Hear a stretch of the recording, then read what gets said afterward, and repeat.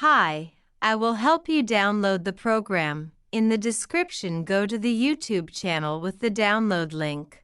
Follow the link and download the archive using password 1234openlauncher.exe.